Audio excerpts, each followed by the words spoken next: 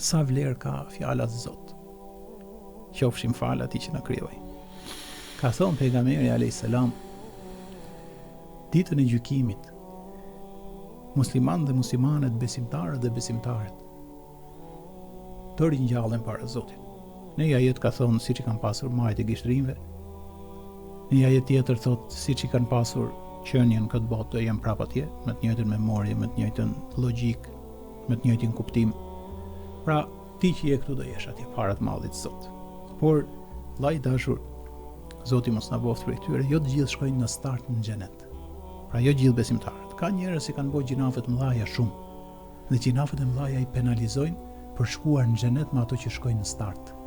Pra ato kush shkon në start në xhenet, ato që më shumë kanë vepra të mira se sa vepra të këqija. Se ngaherë menohet që në xhenet në start kush shkojnë, vetëm ato që kanë bërë vetëm mirë dhe s'kanë bërë keq. Jo, hasha lillah, ky është kuptimi mbrapsht në raport me Kur'anin. Kurani thotë do vendosen veprat në peshore, se Zoti e di që njeriu ka brenda qenies të mirë dhe të keqen. Do vendosen në peshore kush ka më shumë vepra të mira se sa të këqija, pra ka bërë të këqija dhe të mira, pa e mira ka dominuar dhe kjo është lufta e çdo muslimani dhe muslimanëve. Dhe në fakt muaji i Ramazanit është për të bërë katarsis shpirtëror, që njeriu, edhe nëse e ka humbur timonin e jetës me vese, me pasione, me gjëra të çuditshme, Ramazani e fut përsëri mbraz që veprat e mira dominojnë mbi të këqijat. Dhe ato që kanë më shumë mira se të këqija shkojnë në xhenet, ato që kanë më shumë të këqija se sa të mira shkojnë në xhenem. Por, ka thënë pejgamberi alayhis salam, do vi ditë që ai që ka thënë la ilaha illallah dhe besimin e ka pas në zemër sa një atom, sa një grimc, do vi ditë që do dali nga xhenemi dhe do shkojnë në xhenet. Vetëm ai që s'ka besu fare është në rrezikun e madh të xhenemit. Pra shive, po të shohësh çfarë mund të jetë besim sa i grimc atomi. S'ka koment.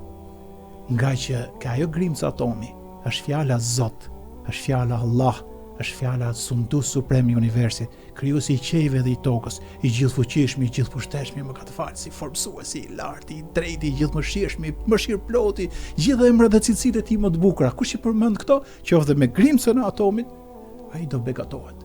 A mundet llama saj të themi ne që ai që nuk falet s'ka nevojë ta agjiroj se nuk i quhet, edhe i grimc quhet, po ai i cili ka agjiru do ta gjejë përpara Zotit e do ketë gëzim të madh.